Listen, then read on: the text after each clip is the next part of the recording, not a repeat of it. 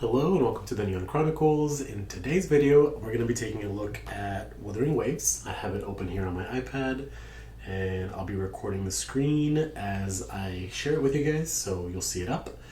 And as you can see, we have the latest 3 characters. I mostly want to go over just like a progress update on what I've been up to in the game so far. Big caveat, I'm a bit weird with how I play because I've been hoarding quests and I have not progressed through the main story because I'm waiting for the PS5 release. Super pumped about it. I love playing with the console controller. The haptics on this, it just really adds to the immersive experience. And you get to see it, you get to hear it with the beautiful music, and you also get to feel it with cool combos. So I'm very excited for that stuff. I'm sure that they have been cooking some good stuff for the optimization of console and the release. But for today, let's just go over the iPad version because that's what I've been able to play so far. So I'm going to be looking down quite a bit in this video because I have the screen down here. Get into it. I want to show you I am a dolphin, I would say, in the game. I'm not getting any constellations for anybody.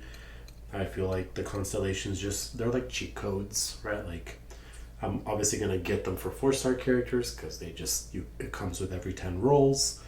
But for 5 stars, you'll see that unless I've gotten very unlucky, I don't think I have any 5 stars I have 4 stars that are pretty high up, as you can see. But for 5 stars, I don't think so.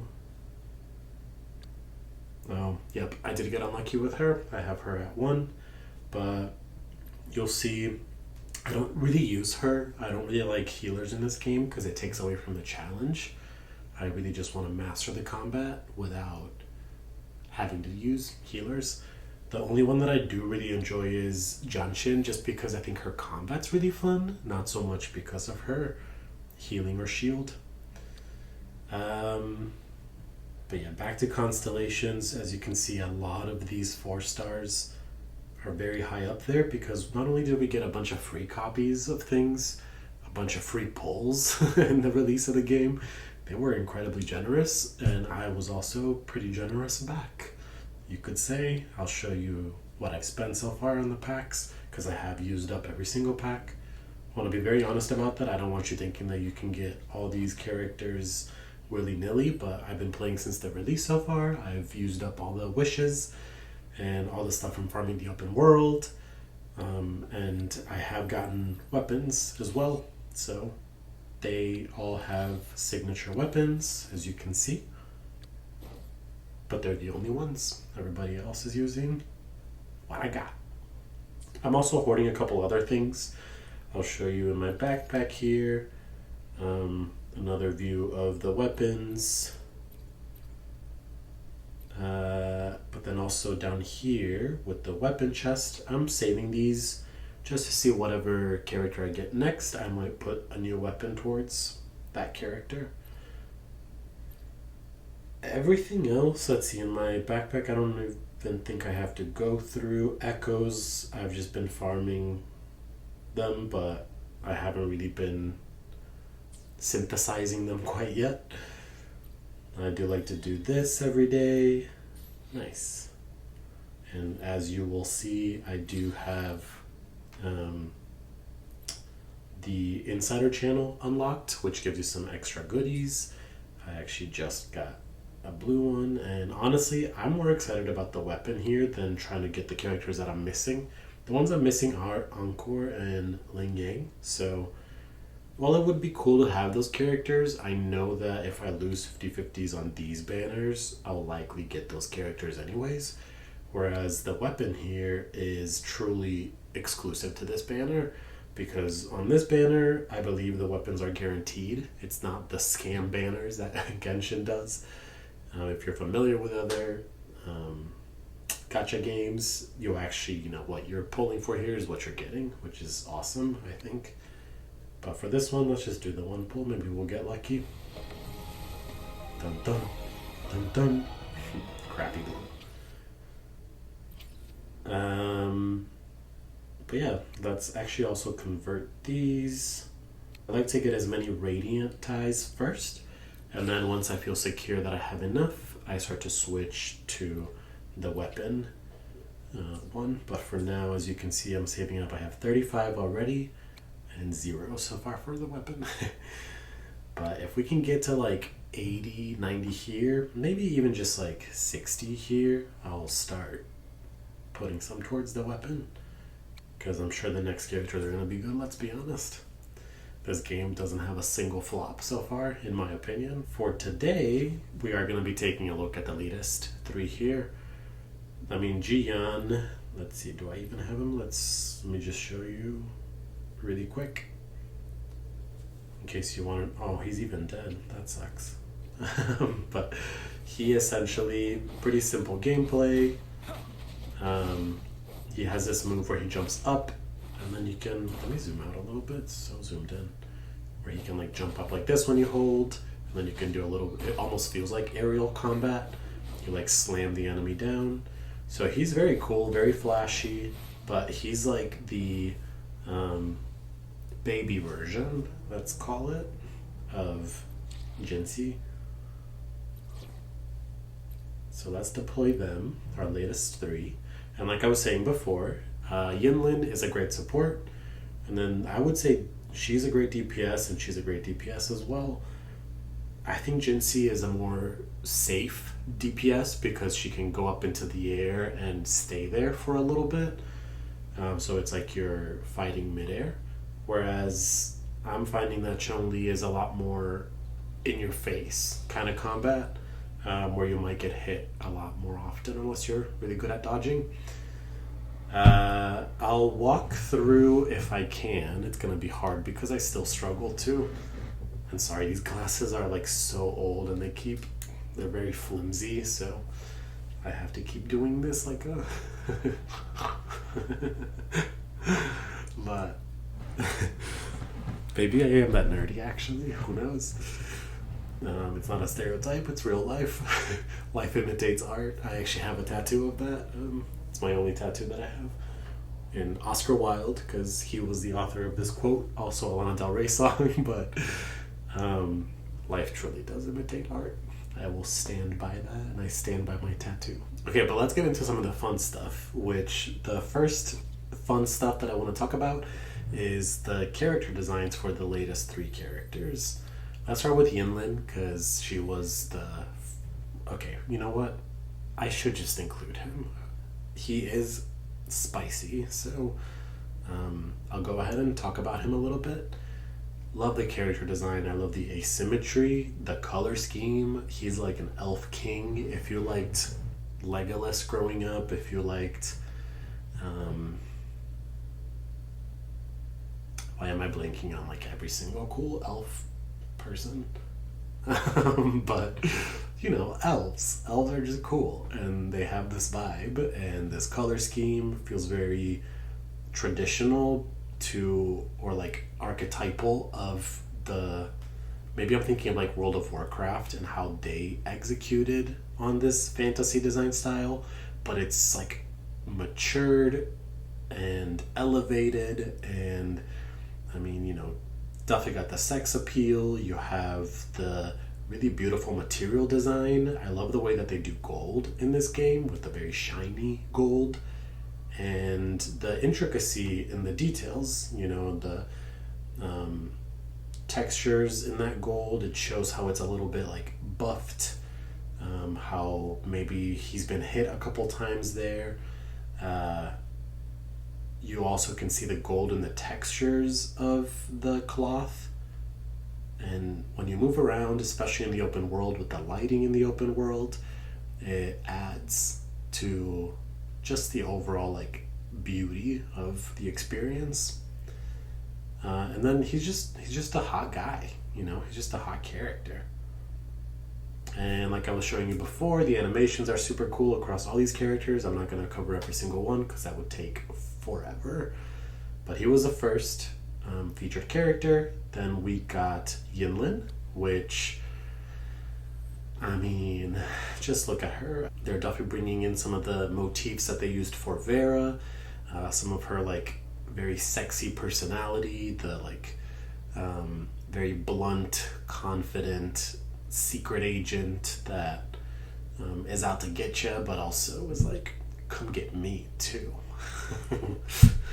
I love that she's a ranged character. Very cool weapon design. Very like out of the box design to have the hand kind of holding the little orb. And I love that she's got the puppet that she uses in combat. And the purple just contrasts the gold, the reds, and the blacks so well. Something else I love about Yinlin's character design is the balance between the modern and traditional. I mean, she's wearing this, I'm gonna butcher it so badly how you pronounce this, but cheongsam, which is the Mandarin gown. I don't know if they would expose shoulders traditionally, but that's where also the modernization comes in, is more skin. It's a little bit more sultry and sexy, and it's got the straps and belts that convey, like a dominatrix vibe. The hanging chain here being very heavy and bulky, and the top here with the back having this cross stitching to it. Very cool mix of elements as a whole. Also think the color plays with the slate blues that you're seeing on her chest. The pops of the gold with the red lining adds to the layers. It clearly creates a focal point there in the area for obvious reasons. And it contrasts beautifully with the strings in her arms. You can tell that they have posed her in the way that really makes these colors all pop. And to make these designs interesting, even when they have a lot of symmetry and balance, they still bring asymmetry through accessories, through the textures used in the gown, and even the functional use case is cool to see in her fashion, right? Where she has these strings, she's like a net runner from Cyberpunk, and she has to connect all this tech that she's wearing, all the wearable tech, with maybe some of these elements on her thigh that could be producing energy based on her movement. It's cool to just fantasize and think like, what were the concept artists thinking through, or what was the storyline they were telling as they built her outfit out, and why they made the choices they did. So we love to take a look at that stuff here in the channel, and Yinlin is just a masterclass on how all those things come together. We then got Jinhsi, who is the magistrate for the region. She is very elegant, very poised. She represents this like sacred sense of comfort and familiarity, fighting the good fight, somebody who can be trustworthy and honorable and has a lot of integrity. And you can see these motifs play out with not only her color schemes being the cool tones that reassure you and calm you down, mixed with the golds, which are just beautiful accessories across most of their character designs, or seen in accessories across a lot of their character designs, because it adds to that like sophistication and luxury. And then the dark tones are used more as bases for her character design. They're not the overarching color. The overarching color is definitely light. You even see that in her eyelashes right there. And her hair being extremely long also can speak to her story. Maybe she has actually never cut her hair. It speaks to her commitment. It speaks to the more traditional side of royalty, especially of like ancient royalty. And it still has accessories that help tie it up, weigh it down, give it a lot of movement, especially as you're walking through the map. The little accessories on the end, as you can see, give it a lot of life. And again, like the textures, the like scripture that you see in the ornamentation of her outfit, the details in the scales and the gold, it's just such a beautiful mix of textures and layering. Especially the side piece here on her arm, how it has this like basket weaving texture to it, but is actually like a arm piece. Just really cool stuff. They feel like they're weaving modern and traditional elements into the character design, much like they did for Yinlin, but this time with a very different, more classic silhouette. So we have Jinhsi as a magistrate, and then we have her advisor, Changli, who is the latest character and the current banner that we have in the game. And I am obsessed with this character. She has a lot of cool features that we'll get into when we get into her gameplay, but her character design is very much centered on the phoenix. Phoenix is the bird that dies in its own flames and then is reborn. And I wonder how that might relate to her story. I don't want to spoil too much, and I myself have not even gotten that far. I just see a lot of stuff online, unfortunately. But I love the mystery around her character. Let's take a look at some of her character design elements, which you'll see aspects of the phoenix and the feathers. In her tattoos, you see it in the textures on a lot of the fabric. We see it here on the hair. We see it down here in more of that like V pattern, or I should say W pattern. At the very bottom of her shirt, we also get the sense of sophistication and royalty from the lining on her clothes. You can see the insides lined with the red and almost quilted. We might think that that could be because of the cold region that got released alongside her.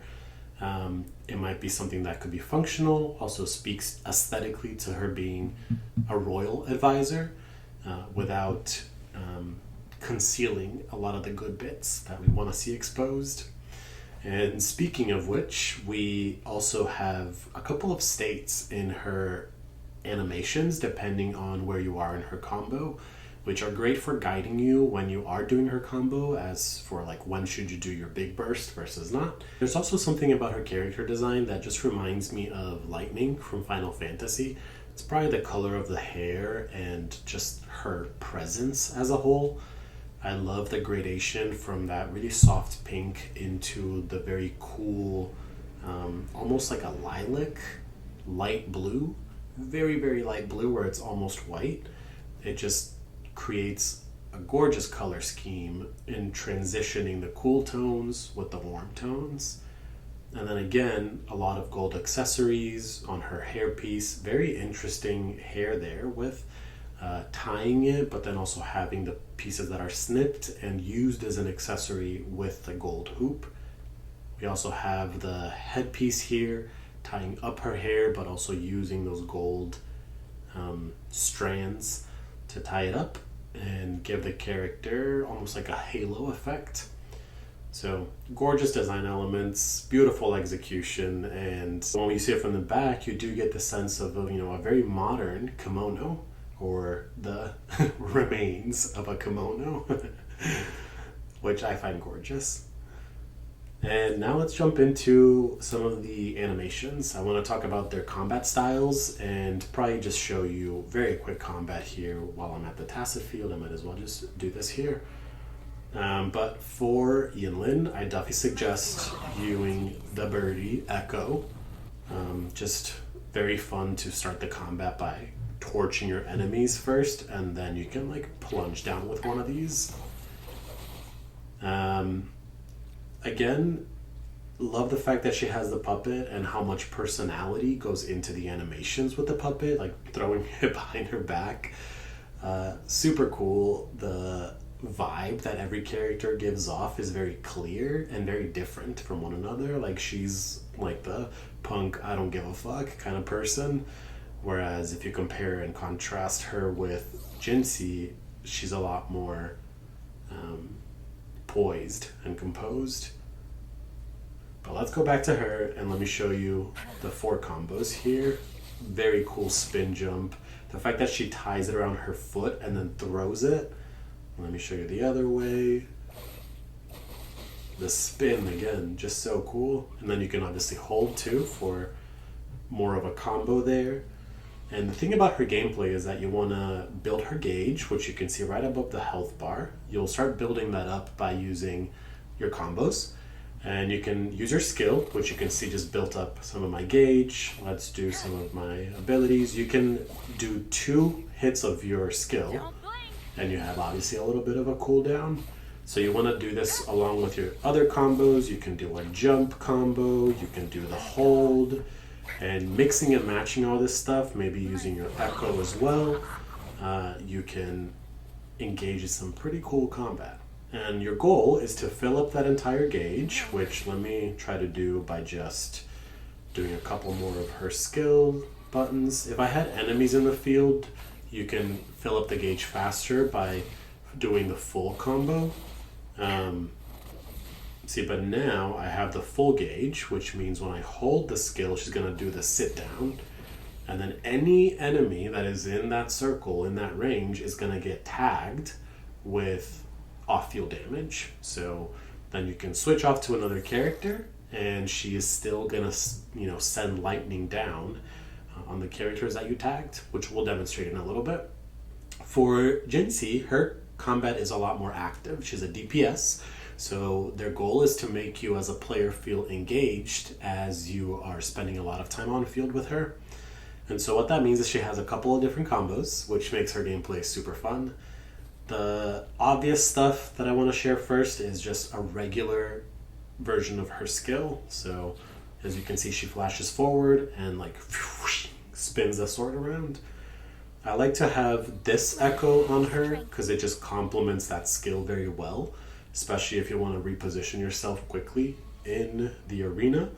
I love using those two as a way to reposition and also do a little bit of damage.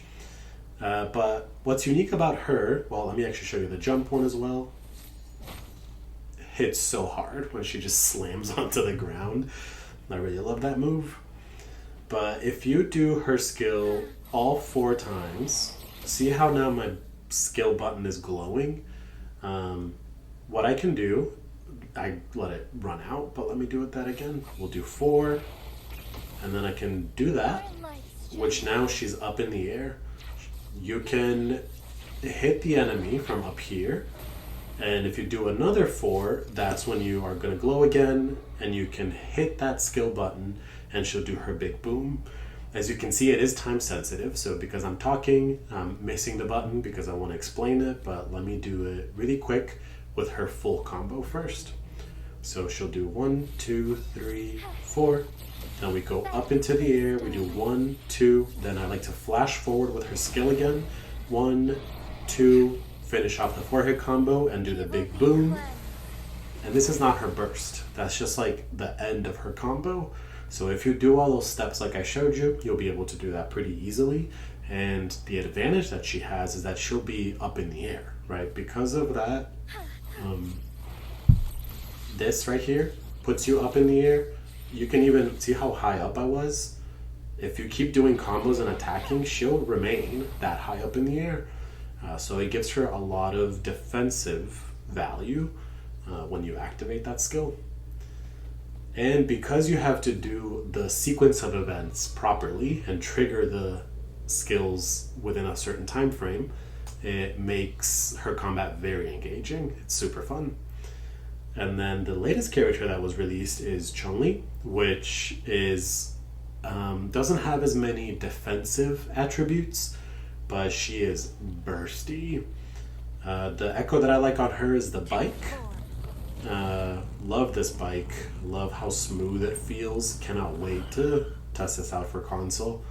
And of course, if you hold it, you'll ride the bike around, but if you just tap it, you can tap it up to 3 times. And it does have 3 different combos, which I'll show you guys right now. 1, 2, and that's the 3rd hit, which sends a big boom onto the ground. If you do those in fast enough succession, you'll activate all 3, and it does do quite a bit of damage.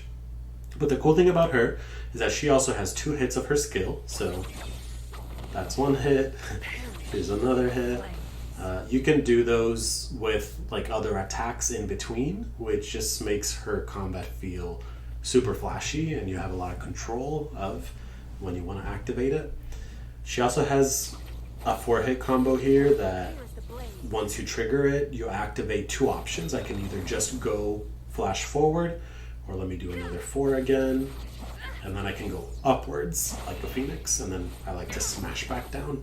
But let's say you go upwards, let me do like this, You can also continue your combos up in the air, which is super cool. And opens up a lot of flexibility with, do you want to do an aerial combo? Do you want to just dash forward and hit your enemies? Do you want to intersperse some of the echo abilities with a 3-hit combo? And in between any of that, you can do your skill. And what's amazing about this game that just blows my mind that Genshin doesn't do this is that, like, let's say I'm halfway in the air, I can still hit my combo. I don't have to hit the ground first to then be able to activate a skill. I could be, you know, mid-air, like boom, and then activate it. So there's a lot of flexibility of when you actually get to engage in the attack that you want to engage in, which really adds to the combat, makes it very fun. And I know I keep saying it's just like very fun, but it's because it truly is, okay? I'm having a lot of fun with this game where like I barely touch Genshin these days, especially because that one, I'm like, are they trying to appeal to children now? I feel like they're fully diving in the deep end of this, our game is for children, which I find is a bummer, but Wuthering Waves is right on time because this stuff has been wildly fun. But now I'm getting carried away and venting a little bit. I've done other videos on that here. Feel free to watch those if you'd like. But let me go back to the tacit field and show, oh, actually we might be able to do it right here. I'll show you guys some of this stuff in action. Like, see how like fast she flashes between enemies when you do that? I can do one of these, then send them up in the air again, smash them back down, and then let me do my 3-hit combo here. Go forward, hit both of them, let's send them both into the air, and then do the big boom. So see how her gauge builds up by doing, when your buttons are glowing, oh, I guess they died a little too fast. Let me collect you. Let me show you again here, but I'll build up her gauge by doing attacks, finishing off the combo. See how she just got 1 gauge. Now I get to do another little combo. It's gonna give her another gauge. I'm probably gonna kill him before the combo ends. Yeah. But if he hadn't died, I would get a 3rd and then a 4th. And then once you have all 4, you can hold the button and she will, instead of hitting up, she'll do the like big boom of the feathers coming up from the ground. So let's actually go into the tacit field and I'll show you all of this stuff in action. Let's actually start from the beginning. I'll start with Yinlin. I'll show you her tagging system, where first I like to start out by torching them. Boom, boom, boom, boom, boom, boom. Then we hit them with a low, do one of the combos, do a little bit of this, doing one of these. See how fast I'm filling up the gauge? Now I can essentially already hold it, tag a bunch of them, switch to Jinhsi. Now I already have my skill active where I can go pretty high up and just demolish the enemy. Finish them off with the big boom skill. If anybody's alive. Okay, we're on to the next. Let's switch over. Oh, I missed the timing there. Let's switch back. I'll show you again. So I can go up into the air. Then I'm going to flash forward. I'm going to do another 2. Then the big burst. And that builds up my energy a lot. Now I can essentially do the ult, get tons of damage, and we'll switch over. Now for her, again, it's all about trying to just get your skill buttons or your attack buttons to glow, which you can do in a variety of ways. You can also intersperse your skill button to do this move that does a little cross cut. And I do want to build up my gauge first. Oops, I thought I dodged that. I want to build up my gauge first before I use my hold attack that I want to show you guys with the feather. And check out how her outfit is changing, right? Where now her clothes are burning and she has a little thing above on her forehead, her mind's eye. Let's do a couple of attacks here. Now you'll see her full black coating has burned off. and she is signifying that she is ready for the big boom. So now I can hold the attack and bam, big boom. Let's do one of these, slam down. And also, like, her aerial combat is, again, very helpful. I guess she does have as defensive of mechanisms as Jinhsi, because you can go up in the air and do that. Like, how cool is that? She's just, like, floating around.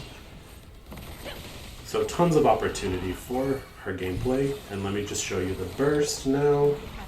Let me build up my gauges first, though, so I think if you build up your gauges and then do your burst, you get more damage. But don't quote me on that. I can't say for sure. I guess I just like to do it because it makes the gameplay more fun. It's like you gotta prepare before you do the burst. So now I'm gonna do the burst. See how she like animates, the blindfold goes away? And then I'm gonna hold. You can switch to Yinlin, and maybe I'll do a little bit of tagging of the enemy again. Although I'm about to kill them, so we're done. So as you guys can see, super cool gameplay, very fun, different combat mechanics and things that you have to be like an active player in rather than just smashing buttons for Genshin Impact. Admittedly, I was smashing a bit more than I usually like to do because it's hard to do this plus the voiceover, but I really do hope that this gives you a good idea of what this game is like, what the characters are like, why I'm so excited about it. And honestly, on top of all that, if you're somebody who loves games for just the characters, they're doing even more stuff with like voice lines. I have ones that I'm saving here. I'll listen to it later. If you want to record any footage of posing these characters with their idle animations, it's a lot easier to do. She reminds me a lot of Vera from PGR. And then cherished items. It's cool to be able to like feel like you're progressing and unlocking these as you go. And the fact that they get a little backstory that often goes in line with their voice lines is super cool. I'm saving. I want to unlock all of them at once, and then I'll do a sweep through. But like I said, none of these have constellations. I don't think any of that stuff is needed. So far, I'm not even that high up because I've been a little bit gated by the fact that I've just been hoarding quests and not progressing in the story just yet. I'm also waiting to go to the new region when the PS5 version comes out, so we'll see if I can wait that long, but I might cave and just move forward because I've been itching to do it, especially with the new characters. And I'm sure there's tons of people out there that have way better builds on echoes and stuff like that I can't really speak to just yet. I have to become a little bit more familiar with the game and the stats and how to really optimize these characters before I can start doing some fun build videos. But that's it for today. I hope you enjoyed today's video. I hope that you're liking Wuthering Waves as much as I am, because this game, I know that people are saying like it can't be the Genshin killer, and I agree with that it can't really be the Genshin killer, but Genshin I think is going to kill itself by I think appealing to mostly children. Or maybe they're not going to kill themselves. I think they're actually doing a pretty smart move in diversifying their portfolio, because the adult players are going towards Honkai Star Rail, and I imagine they might got stuff cooking in their back burner for now.